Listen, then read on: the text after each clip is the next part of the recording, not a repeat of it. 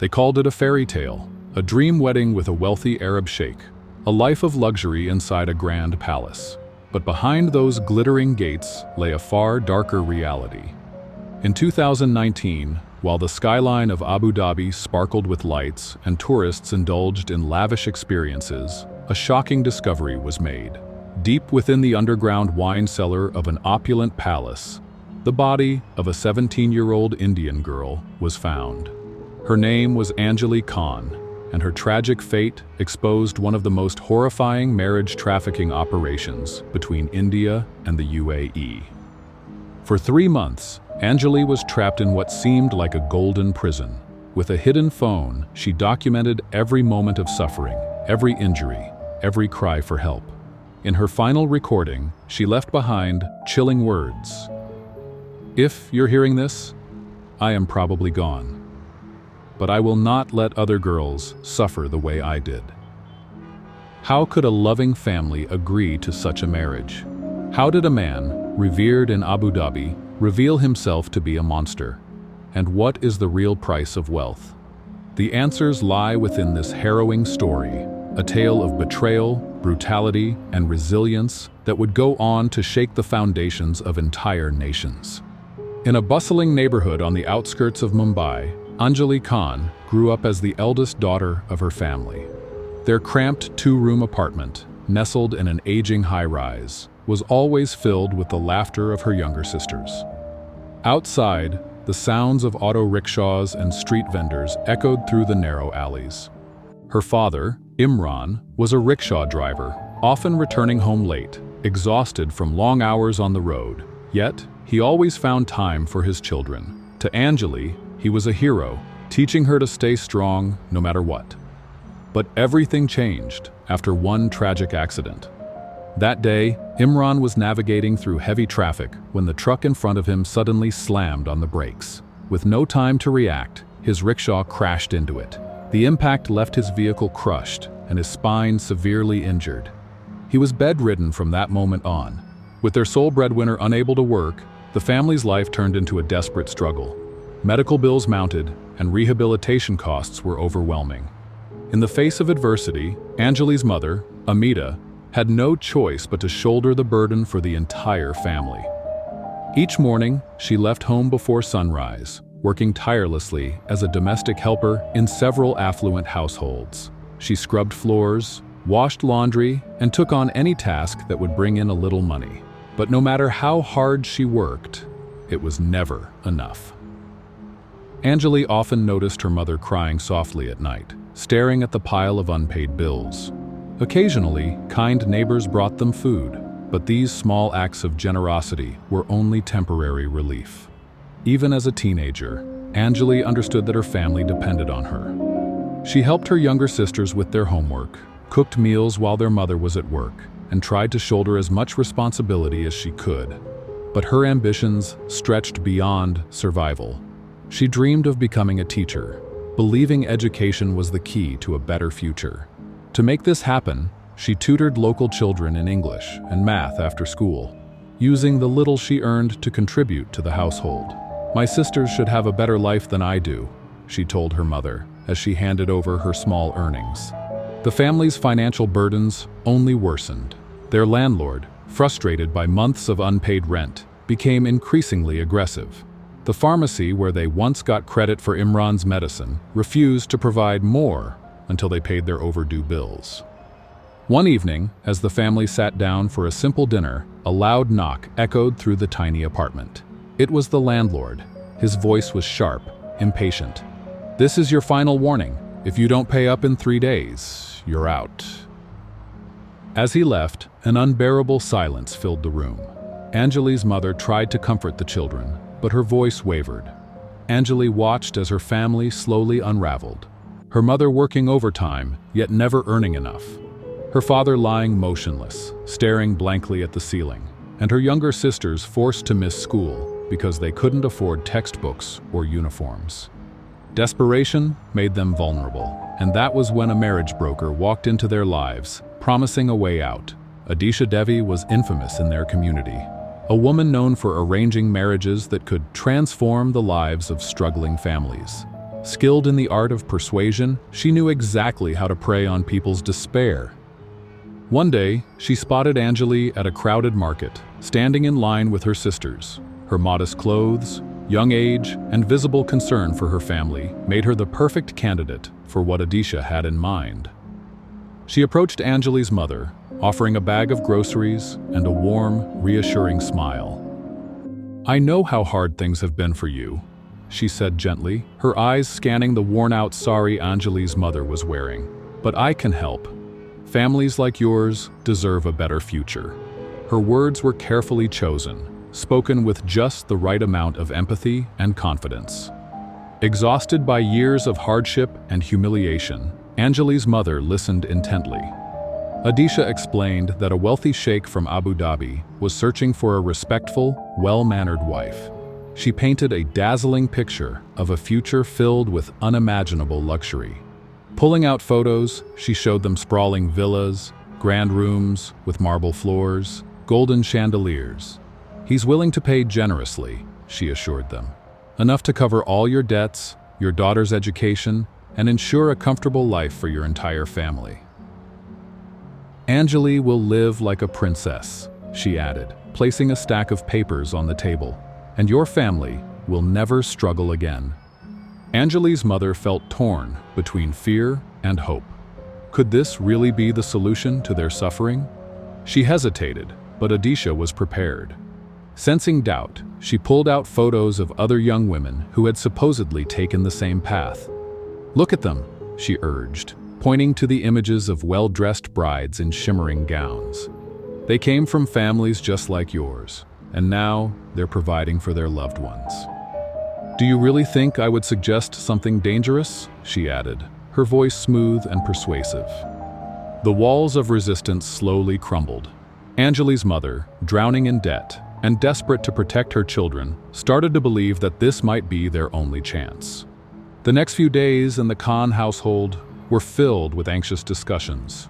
Again and again, Anjali's mother repeated Adisha's promises: money for Imran's treatment, education for the younger girls, and escape from eviction. Then, one evening, as the family sat around the table, Anjali finally spoke. "I'll do it," she said, her fists clenched tightly. Her voice was steady, determined. "If it will save our family, I agree." Her words carried the weight of a decision that would change everything. Her father said nothing, staring blankly at the ceiling. Her mother wept, clutching an old handkerchief. Anjali knew what this meant. It was the only way forward, even if it meant sacrificing her own dreams.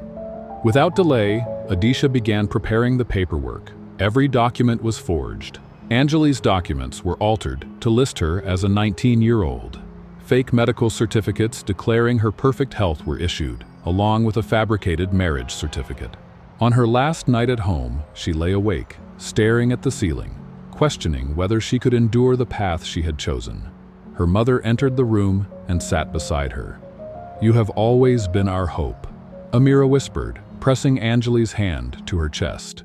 In that moment, Anjali fully understood. She was sacrificing her future for the people she loved. The wedding was arranged at an unusual speed, raising unease within the Khan family.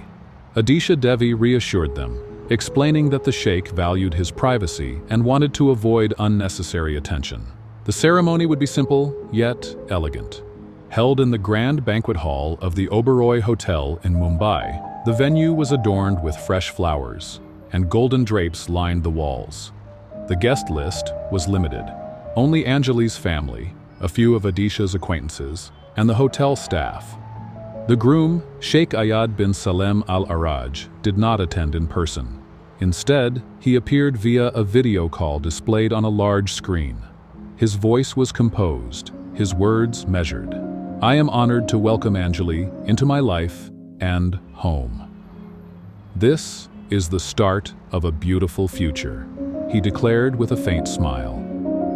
Dressed in a stunning red sari, Anjali sat beside the notary. Her hands trembled as she signed the documents.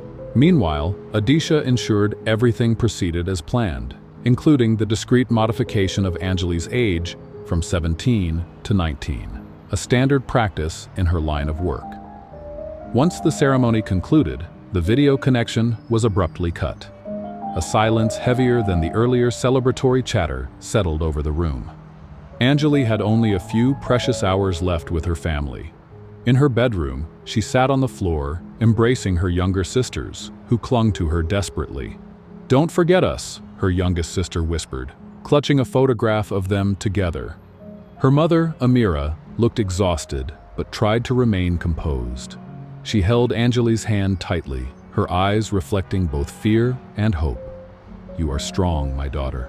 You have always been our support. Now, we will pray for you," she said, softly.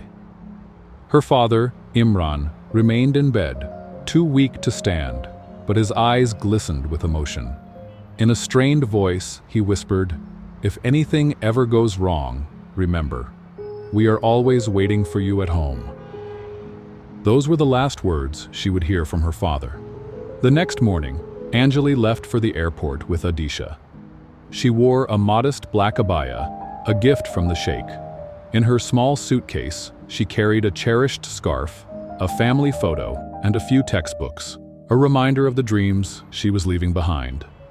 Sitting beside her in the car, Adisha continued her reassurances. "You have no idea how much your life is about to change. This is just the beginning. The Sheikh is incredibly generous." Anjali said nothing, gazing silently out the window. Her heart felt heavy, but she refused to let her fear show. She arrived in Abu Dhabi at midday. The airport gleamed with luxury, its spotless floors reflecting the golden light. As she stepped off the plane, a tall man dressed in white awaited her. It was Sheikh Ayad. His greeting was brief. "You are in my world now. You must uphold my status." Without giving her a chance to respond, he took her by the elbow and led her to a sleek black car with tinted windows. The vehicle glided away from the airport, heading toward the elite, gated community of Emirates Hills. At first, the palace seemed like a dream of wealth and grandeur, but the illusion faded quickly. Anjali soon realized she was under complete control. Cameras were positioned in every corner, monitoring her every move. The phone she had been given could only make calls to approved numbers, and any attempt to contact her family was strictly supervised. The Sheikh's control extended beyond restrictions. He used both physical and psychological abuse to assert his dominance. The first incident happened when Anjali refused to wear a dress he had picked for her. That evening, he entered her room, locked the door, and ignored her pleas. "You are my wife. You will do as I say," he said coldly. She tried to resist, but it only led to more violence. She soon learned that silence was the only way to avoid further suffering. The only person in the palace who showed her kindness was Marissa Delgado, a Filipino housemaid. She noticed the bruises on Anjali's arms, the vacant stare in her eyes. One afternoon, as she helped Anjali cover the bruises on her neck, she whispered, "You are not the first to go through this." Marissa had seen the Sheikh's previous wives. Some had disappeared overnight, never to be spoken of again. Determined to help, Marissa risked everything by sneaking Anjali a small mobile phone she had purchased herself. "Record everything," she urged. "It may be the only way to save yourself." That night, Anjali began recording voice messages, detailing everything: the mistreatment, the isolation, the abuse, hoping that one day her story would be heard. Meanwhile, the Sheikh imposed strict rules on her daily life. Each morning, a schedule was delivered to her room, dictating every aspect of her day: how much she should sleep, what she should eat, even when she was allowed to take a walk in the garden. She was required to maintain a strict weight of 50 kilograms. Any fluctuation was considered a sign of defiance and punished accordingly. The control extended to every aspect of her existence. She had to be available to the Sheikh at all times. If she failed to answer his call or spent too long in another room, she faced consequences. Anjali felt completely trapped. She knew any attempt to escape could lead to something far worse. And so, she remained silent, waiting for a chance. A way out of the nightmare she had been forced into. Anjali's thoughts never strayed far from her family. She knew that any attempt to resist could put them in danger. The abuse she endured, which the Sheikh justified as part of his authority over her, became a relentless nightmare. Determined not to let her suffering go unnoticed, Anjali began documenting everything. She wrote down details in hidden places and stored recordings wherever she could, hoping that one day her testimony would expose the horrifying reality behind the palace's golden walls. With the phone Marissa had secretly given her, she started recording her experiences. These weren't just simple audio files. They were chilling testimonies of the brutal life she was forced to endure. The first recording was made late at night, in the suffocating silence of her room. Sitting on the floor, she carefully wrapped a scarf around her bruises, whispering into the phone, "I don't know if anyone will ever hear this, but this is my only way of speaking. My name is Anjali Khan. I am a prisoner in the palace of Sheikh Ayad bin Salem al-Araj. He has taken my freedom, but I will fight." Over time, her recordings became systematic.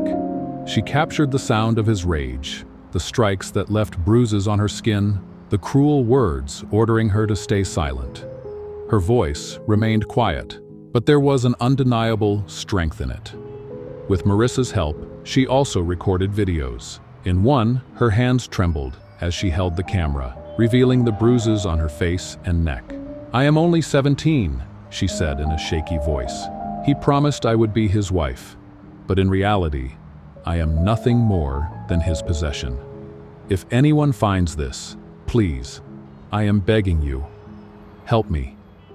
Marissa knew Anjali's only chance of survival was to get outside help. She managed to contact Sonali Jana Patel, a human rights activist in India who worked to rescue women trapped in similar fates. Their communication had to be discreet. Messages were sent through encrypted channels to ensure they couldn't be traced. Sonali made it clear solid evidence was needed before any authorities in the UAE could be involved. But Anjali's change in behavior did not go unnoticed. She avoided making eye contact with the Sheikh, spent longer in the bathroom, and spoke less. Her attempts to withdraw only made him suspicious. One evening, after ordering her room to be searched, he found a small piece of paper left by Marissa. The note read, "Hold on, things will change." It was enough to ignite his fury. That night, Anjali was summoned to his private office. His voice was filled with rage as he interrogated her. "What are you hiding? Who is helping you?" he demanded. When she refused to answer, his patience snapped. The blow was so forceful that she collapsed to the ground. The next day, he ordered another search of her room. Surveillance cameras in the hallways were upgraded, now equipped with night vision to capture even the slightest movement in the dark. His control over her became more suffocating. Her movements were further restricted. Walks in the garden were completely forbidden. She could not leave her room without explicit permission. Every second of her life was monitored, her every action scrutinized. One evening, seizing a rare moment of solitude, Anjali recorded another video. Sitting in front of the mirror, she turned the camera toward the bruises on her shoulders, marks from yet another attack. "This is no longer a life, this is a prison, but I will not give up," she said, her voice firm despite the pain. She had no time to hide the phone before the door burst open. The Sheikh stormed into the room, his sharp gaze immediately locking onto the glowing screen in her hands. His eyes darkened with fury. "What is this?" he roared, yanking the phone from her grasp. The screen displayed her latest recording. Her face, her voice, her desperate plea for help. As he listened to her words, his expression twisted with rage. The realization hit him. She had been documenting everything. "You traitor!" he bellowed, before hurling the phone to the ground, smashing it into pieces. His anger spiraled out of control. Grabbing her by the hair, he violently threw her to the floor. "You will never leave this place," he seethed, his voice trembling with fury. Anjali knew this was different. This time, he wouldn't stop. Her life was in immediate danger. Summoning every ounce of strength, she reached for the second phone Marissa had secretly hidden in her room. With shaking fingers, she pressed the emergency button. a distress signal was instantly sent to Marissa. The Sheikh had no idea that help was already in motion. That night, a chain of events was set into motion that would change everything. When Marissa received the signal, she sprang into action, activating the rescue plan. Meanwhile, the Sheikh stood over Anjali, his breathing heavy and erratic. His towering presence cast a shadow over her as she lay on the cold floor, trying to summon the last of her strength. He took a step closer, his voice low and menacing. "Did you really think you could betray me?" He shouted in rage, his hand tightening around her throat. Anjali gasped, struggling to break free, but her efforts were in vain. "No one will ever know what happened here," he hissed, his face inches from hers, his voice cold and terrifying. The room was empty.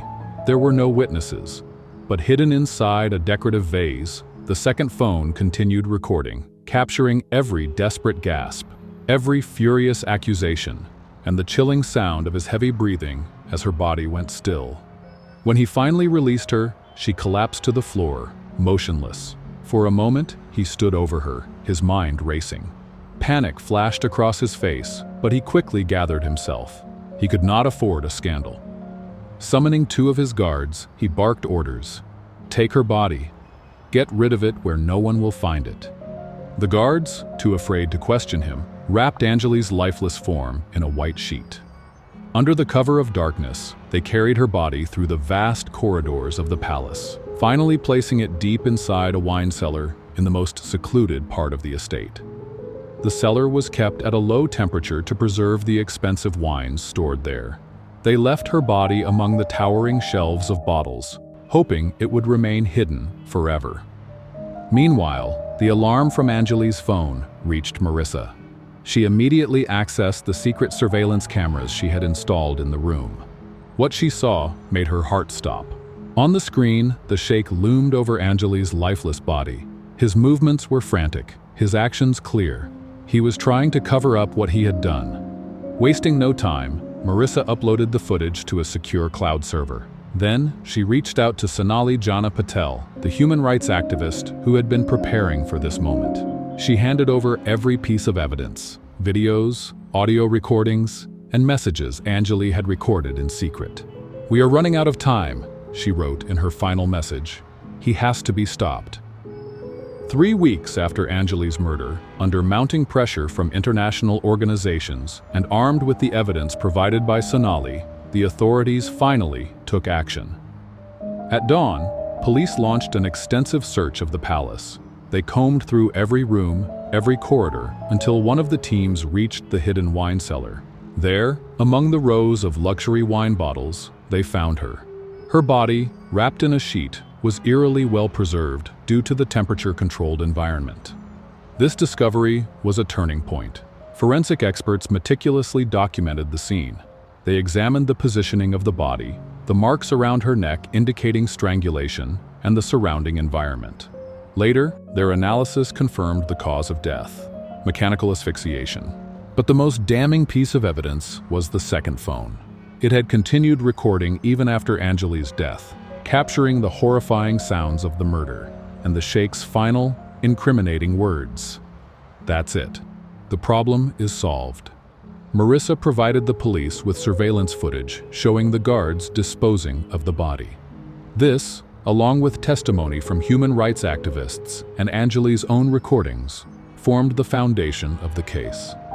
The investigation was led by Abu Dhabi Police Inspector Mahmoud Aziz, a man known for his unshakable integrity. Respected by his colleagues and feared by those who had something to hide, he was handed the case after reviewing the overwhelming evidence.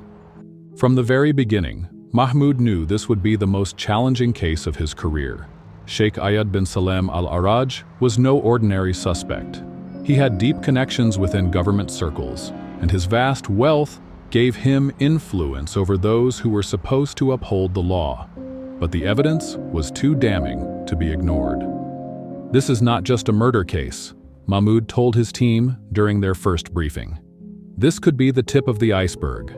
We must proceed carefully, but we must act decisively." Investigators began by securing all surveillance footage from the palace. What they found confirmed Marissa's testimony. Every step of the crime had been recorded, from the attack to the disposal of the body. Armed with this proof, they summoned the Sheikh for questioning. During the search of the palace, Mahmoud's team uncovered a locked room, rarely accessed by the staff. Inside, they found stacks of documents, contracts, forged medical certificates, and copies of passports belonging to young women who had once stayed in the palace. Among these records were marriage agreements with dozens of girls, many of whom had falsified birth dates. But the most damning discovery was a set of journals meticulously detailing payments made to government officials, bribes to secure fake documents, costs of organizing weddings, and notes on the behavior of the girls brought into the palace. These journals provided undeniable proof of a well-organized marriage trafficking network. Marissa, whose testimony was crucial, was placed under protection. She revealed even more horrifying details. Dozens of girls had been brought to the palace, only to be isolated and abused. Some had been sent back to India in disgrace, while others had simply vanished. "I saw these girls breaking down," Marissa told the investigators.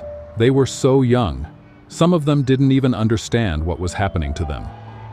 She also exposed the key player behind the operation, Adisha Devi, the marriage broker responsible for finding and delivering the girls. Adisha had always operated with extreme caution, leaving little trace of her involvement. But investigators quickly unraveled the web of corruption.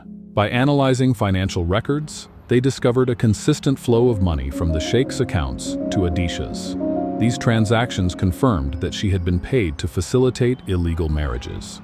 Further examination of official documents revealed that birth certificates and marriage licenses had been forged by a network of corrupt officials in both India and the UAE. As these findings reached international human rights organizations, the case became impossible to suppress. The case quickly gained global attention, making headlines in international media. Under immense pressure, authorities in the UAE and India pledged to work together to dismantle the trafficking network and bring all those involved to justice. Inspector Mahmoud Aziz understood that this case would change everything. The documents, testimonies, and recordings provided by Marissa formed the backbone of the investigation. However, he also knew that the battle was far from over. The Sheikh and his accomplices would do everything in their power to escape accountability. When Sheikh Ayad bin Salem al-Araj finally faced trial, it became one of the most sensational cases in UAE history. The proceedings were broadcast worldwide, drawing massive attention. The courtroom was packed with journalists, human rights activists, and families of the victims. The man who once embodied power and wealth now appeared defeated. His team of high-profile lawyers worked tirelessly to craft a defense, but the evidence against him was overwhelming. Leading the prosecution was Amir al-Nami, who opened the trial with one of the most damning pieces of evidence, Anjali's final recordings. As her voice filled the courtroom, recounting her suffering, the entire room fell silent. Then came the final, incriminating words from the Sheikh himself. "That's it. The problem is solved." The prosecutor emphasized that this was not just a single crime. It was part of a systematic and deeply entrenched network of human trafficking and forced marriages. She presented financial records proving payments to corrupt officials, as well as documents found in the palace, detailing dozens of similar cases. "This is not just a crime against one girl," she declared. "This is a systematic violation of human dignity that has been allowed to continue for years." Marissa Delgado's testimony was pivotal. She described the horrors she had witnessed in the palace, the abuse suffered by the victims, and the system that enabled such crimes to thrive. The trial also revealed how the Sheikh had used his wealth to secure protection from law enforcement. Corrupt officials in both India and the UAE had facilitated forged documents, silenced inquiries, and turned a blind eye to trafficking. One of the most shocking moments came when an Indian government official, who had worked closely with marriage broker Adisha Devi, testified. He admitted to taking bribes to issue fraudulent paperwork and provided additional evidence exposing the full scale of the operation. Meanwhile, in India, authorities launched a series of arrests targeting those involved in the trafficking ring. Adisha Devi, the mastermind behind the illegal marriages, was detained at her luxury estate in Mumbai. Alongside her, 5 of her closest associates were arrested, key figures responsible for recruitment, logistics, and financial transactions. Investigators discovered that Adisha had arranged over 50 such marriages, using a vast network of intermediaries and forged documents. Her operatives targeted the poorest communities in India, manipulating desperate families with promises of a better future for their daughters. Human rights activist Sonali Jana Patel, who had worked relentlessly on the case, pushed for justice not just for Anjali, but for all victims. She demanded in court that the affected families receive financial compensation. Public pressure led to the creation of a government fund in India to support victims' families, ensuring they would not be left to suffer in silence. After months of legal battles, the verdict was delivered.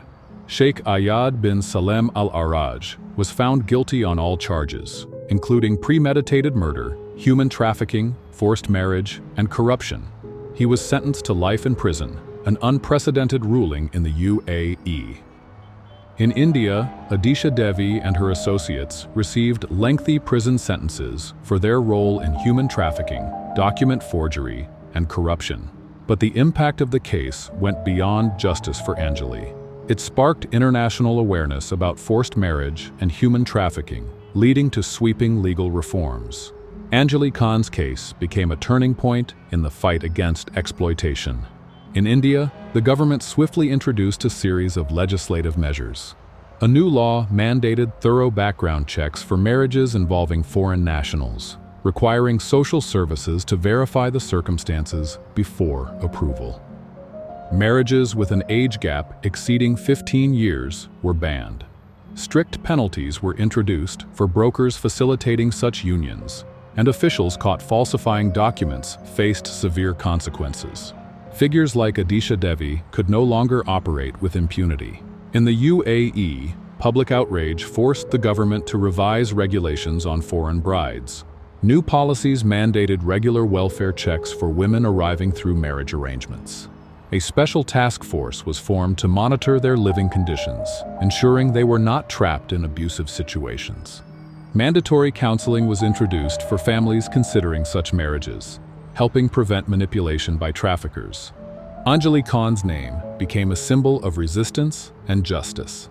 In her hometown of Mumbai, the Anjali Khan Foundation was established to support survivors of trafficking and abuse. The foundation provided legal aid, education, and shelter to at-risk women, particularly those from impoverished backgrounds, ensuring they had opportunities beyond the false promises of traffickers. Every year, on the anniversary of Anjali's death, memorial events were held in her honor. During one such event, Sonali Patel addressed the crowd, reading Anjali's own words aloud. Her voice was silenced in the palace, but now it echoes in the hearts of thousands. We will not let her sacrifice be in vain. Marissa Delgado, the woman who had risked her life to help Anjali, was granted asylum in Canada. With government support, she started a new life in Toronto, where she joined an organization advocating for the rights of domestic workers. In interviews, she spoke about the hidden abuse suffered by women in wealthy households. "I couldn't save Anjali," she said, "but I can help others." Her testimony led to the exposure of more cases, shedding light on the suffering of women silenced by power and wealth. And in the end, it was Anjali's own voice, captured in a recording on a simple phone, that became the most powerful weapon of all. Her story changed laws, gave women stronger protections, and sparked a global conversation that could no longer be ignored.